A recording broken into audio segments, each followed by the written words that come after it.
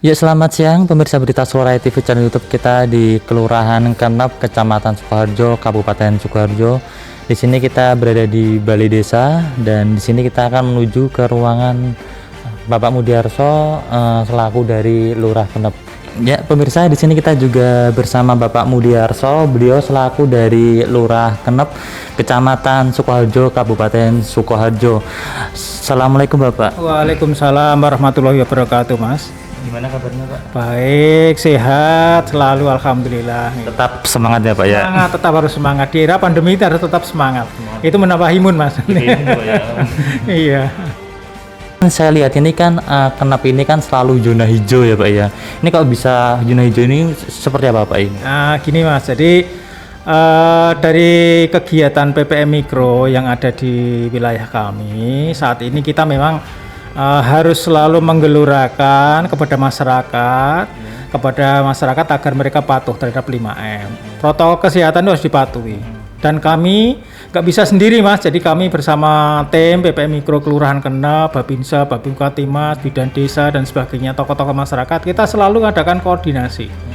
Kita jeli, kita selalu memberikan greteh kepada masyarakat, bahkan kami keliling dari gang-gang satu ke gang yang lain, untuk memberikan pengertian pada masyarakat agar selalu mematuhi protokol kesehatan.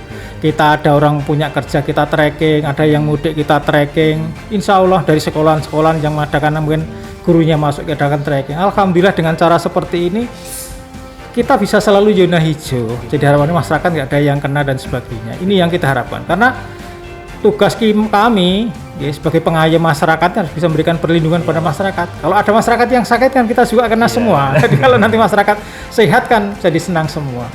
Secara otomatis tingkat perekonomian itu juga akan jalan terus. Pasar akan jalan dan sebagainya. Kita kan punya pasar tradisional. Nah, itulah kami sering datang ke pasar.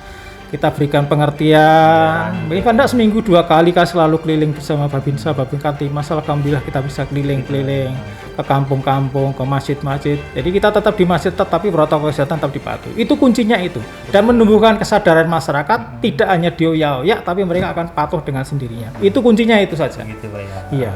Terus ini Pak, ini di masa pandemi sekarang ini mungkin untuk pengembangan ekonomi di wilayah Kenep ini mungkin seperti apa ya Pak? Ya, kalau pengembangan ekonomi alhamdulillah Kenep ini juga banyak masyarakat kami yang melakukan kegiatan pemasaran lewat pasar online. Jadi alhamdulillah masyarakat kami ini sudah luar biasa sekali.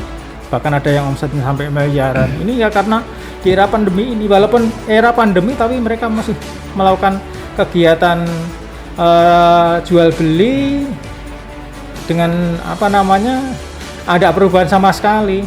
Karena memang pertama orang mau datang ke sini nggak takut karena kita selalu zona hijau.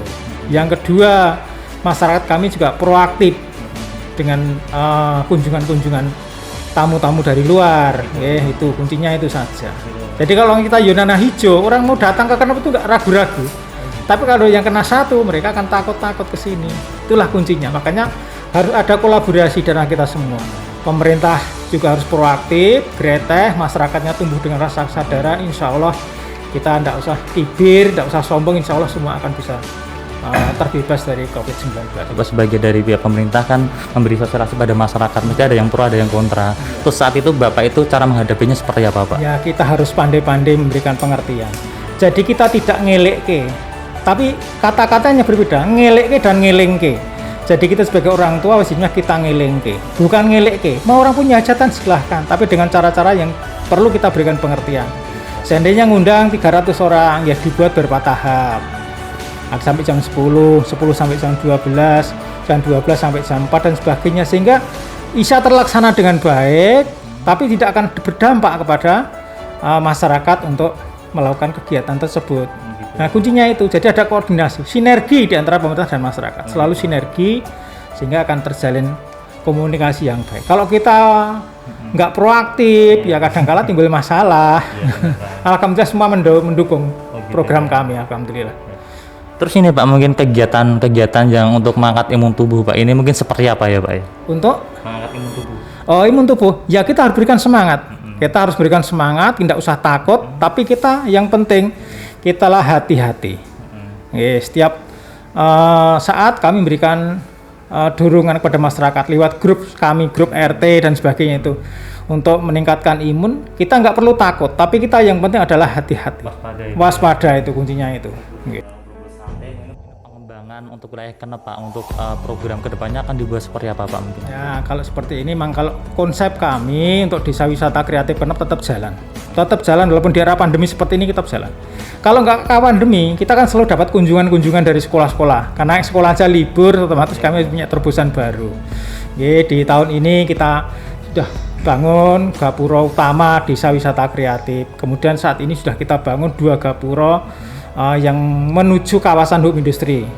Nah, jadi dari arah Banmati dan dari arah Laitul Qadar itu kita bangun gapura menunjukkan kawasan industri Kedung Gudel Kelurahan Kenep. Dan juga akan kami bangun gapura tahun ini. Gapura masuk masjid wisata religi Masjid Agung Kedung Gudel. Insya Allah mohon doanya Mas Fajar, nanti insya Allah terwujud setelah Lebaran, insya Allah kami bangun ini. Insya Allah. Okay.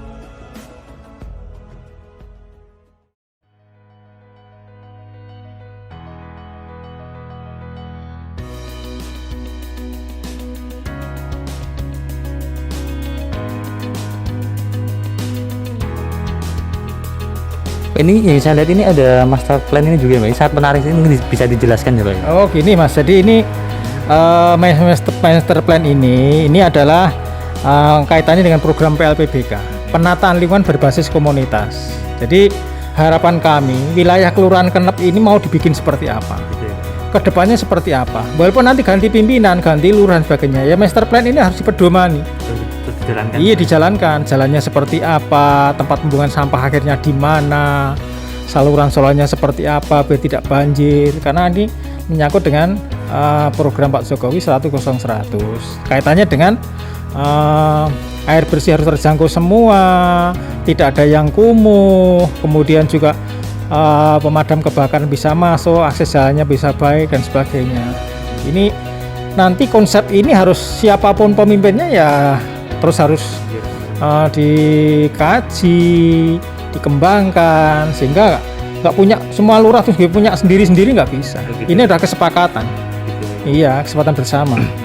Ini kalau boleh tahu Pak, untuk luas keseluruhan di wilayah Kenep ini berapa Pak? Kalau luas keseluruhan baik sawah maupun pekarangan ada 232 hektar, sekian.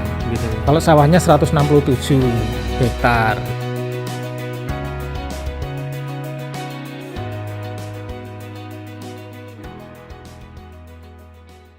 Ini Pak, ya mungkin yang Bapak lihat Pak ini dari sosok Bu Ety Suryani dan Bapak Agus ini sebagai Bupati dan Wakil Bupati Sukoharjo mungkin seperti apa Pak? Kalau Bu Ety sama Pak Agus Santosa itu figur yang luar biasa bagi kami, figur yang sangat luar biasa. Karena memang kalau Bu Ety, kalau kita bicara Kenep, Bu Ety saya kira sudah paham bener, karena dia temping gerak PKK, waktu mendampingi Pak Wartoyo bisa membawa prestasi yang luar biasa di tingkat nasional maupun tingkat provinsi. Kalau di Kenep ini kan Kenep juga pernah juara nasional PKK-nya, PKK tingkat kabupaten tahun 2018 kita juga juara umum tingkat kabupaten, sehingga Bu Ety kalau ke Kenep insya Allah sangat senang sekali. Dan Bu Ety ini adalah figur yang sangat luar biasa, bisa majukan Sukoharjo ini mendampingi Pak Wartoyo ini. Kalau nggak Bu Ety ya nggak mungkin akan seperti ini. Dan Pak Wartoyo adalah sebagai seorang tokoh pembangunan yang didampingi Bu Ety.